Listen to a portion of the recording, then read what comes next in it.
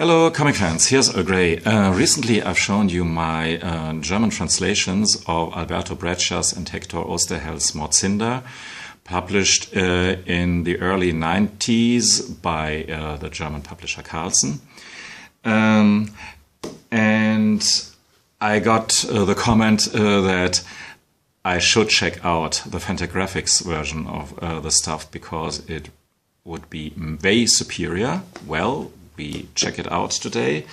Since I feel a bit bad that I sort of trashed in the older video the new fantagraphics edition of Dracula because the color reproductions in it are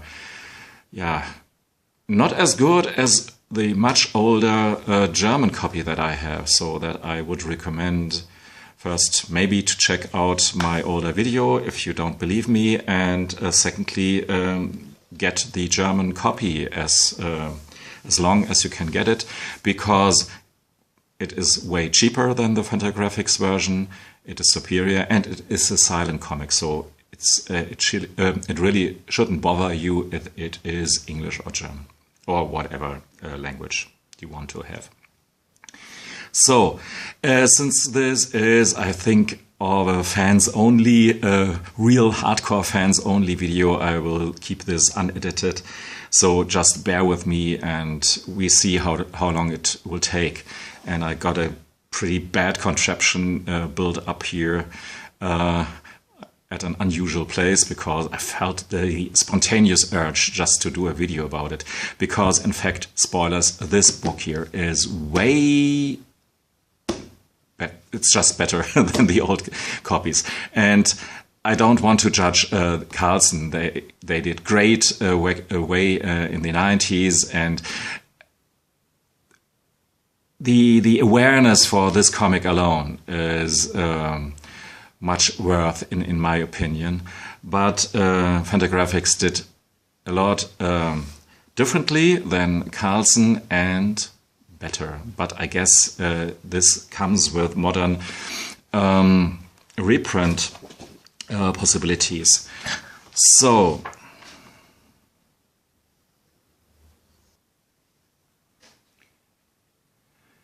what you can see here right in the beginning, by the way, this is the Fantagraphics edition, this is the older Carlsen edition.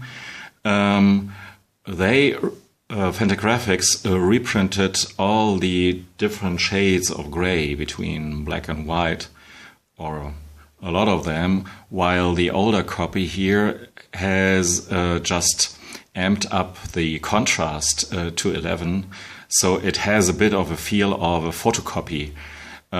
Sometimes I have to say right now, comparing these two versions, it feels a bit like a bad photocopy.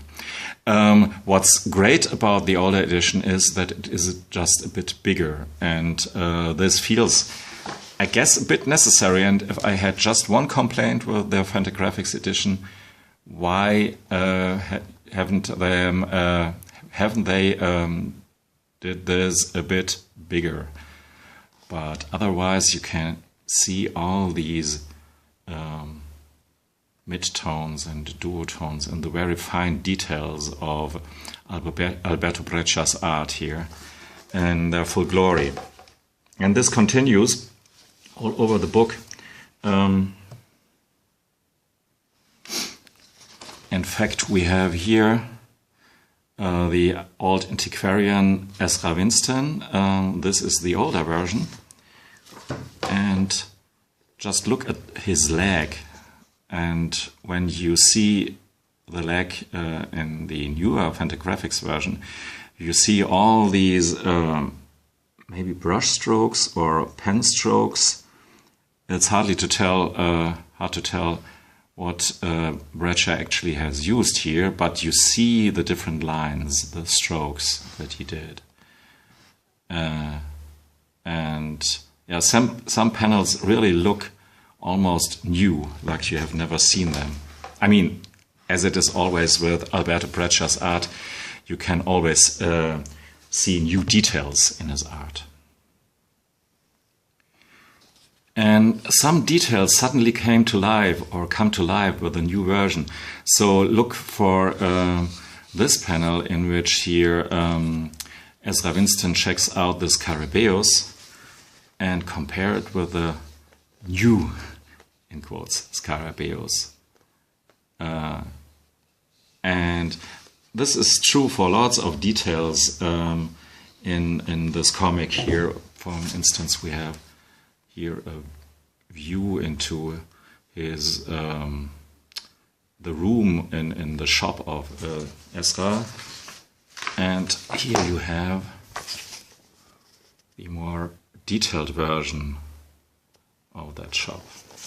So, and then in the next chapter called Lead Eyes, they have done something strange at the first glance, because you have to turn this book around, and maybe you ask yourself, why does this has to be in this fashion? And I think it has something to do with the Argentinian comic book format, which is actually some kind of landscape format. I figured that one out, if I'm right, I don't know 100%, but with Hugo Pratt's Tinderoga. However, the title actually was, and they reprinted it in this landscape format for that particular reason. And here you can see this chapter, or this sequence of chapters actually, reprinted in that fashion. And you will see that this is really a neat solution, a neat trick, because in my older comic here, they haven't done it. And instead, they went on and rearranged the panels and had some problems, of course, with it. And I will come to that now. For an example, here we have a page of that new version, and please check out all these grayish tones and fine details. I actually think that the older version by Carlsen is maybe true to the to what it's looked like in these published comics way back then, because I think the production qualities of these weren't that great. So maybe even the Argentinian comic books were more close to the Carlsen ones, but this is more like it should look like. And I want you to remember the right part, especially of that particular panel, because I will show you now the same panel in my older version, and they just cut it off there. Yeah, just because it didn't fit on the page. So, and what they cut there, they had to fill somewhere. So, what just did they do? They maximized this here, zoomed this up here to this extra panel, which was never there actually. It's just an added panel to fill space. And this is obviously, you could see that in the older version, that they obviously did this trick quite a number of times. But I never thought that this has something to do with turning the format. And this is pretty interesting.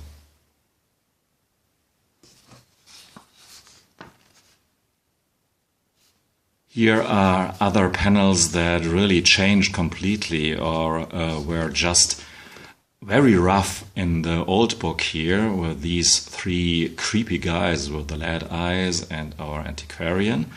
And look at that. And look at the fantagraphics version here. Much richer in detail, much more atmospheric with all these mid-gray tones, and you suddenly see details that just weren't there before, or this scene over there. sometimes, yeah, a lot of details are just not longer reprinted here in this version. They're just lost.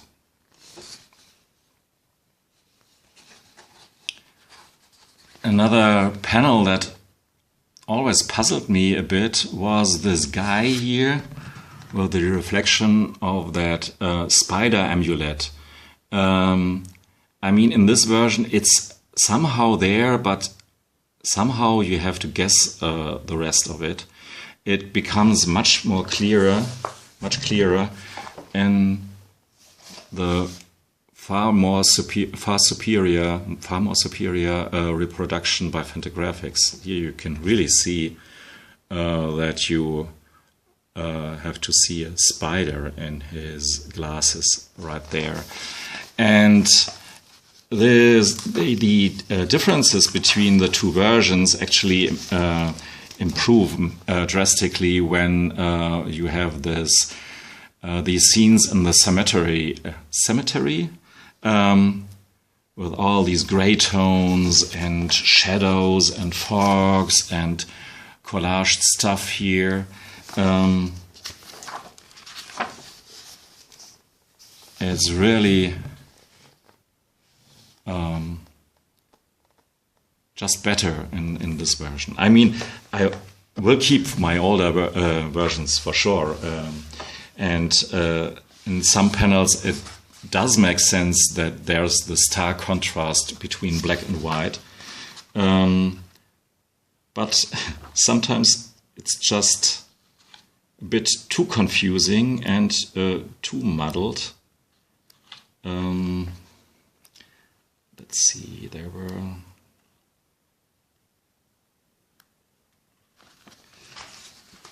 Just look. Let's look at this page here.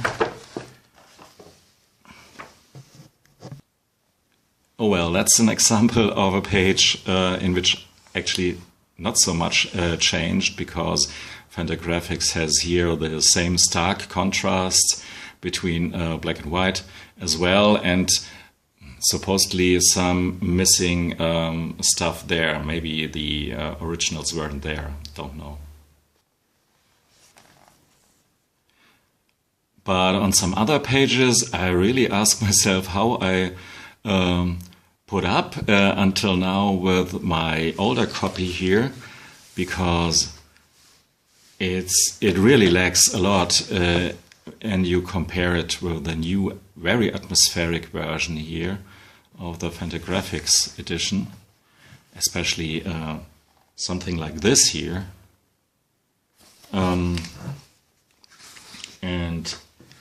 when you see the, quotes, photocopy version of the old one.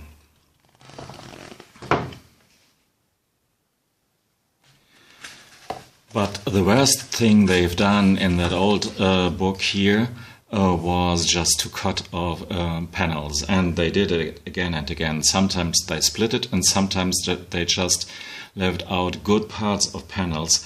For instance, this panel here, this rich scenery with lots of details and that get you really into the atmosphere of the story.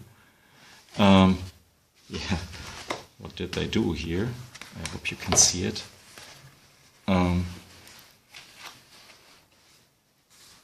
Yeah, they took this panel here, but from that panel they just took that little part there, and the rest they left just out. So again, I'm not judging the old Carlsen Verlag to doing this, and if they had not done anything else, they introduced me to the wonders of Alberto Breccia's art, so I'm still very thankful. But you can see sometimes maybe the liberties some publisher takes with the property are just a bit too strong. And so I now, for the last seconds here of the video, I will focus on this new fantastic version and show you some pages here, because believe me, of this old skull there and these skulls, all that was left over here in the Carlsen Verlag book were just these very photocopy versions of that, and in this case clearly not to the favor of the art and everything else here.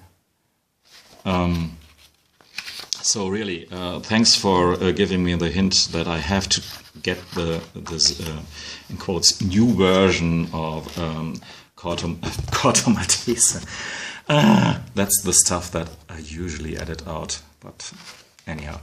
Oh, mort cinder, of course. I wonder if I said all the time mort cinder. Please no. And yeah, here you have it.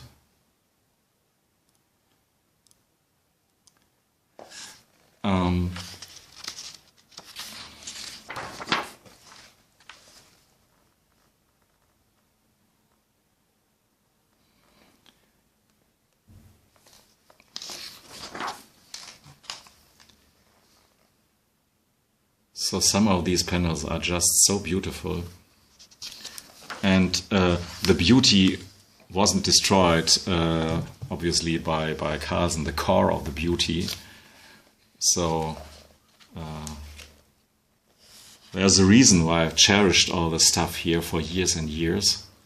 But this is just far superior, and especially this face here works now even better than in the old Carlsen book.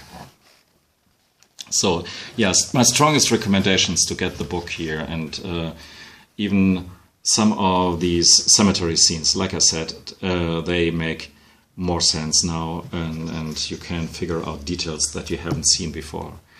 So, yeah, I guess that's all for now. Thanks for listening and watching. Goodbye. And I check now if I have said throughout the video Corto Maltese instead of mort cinder. My old brains. Goodbye.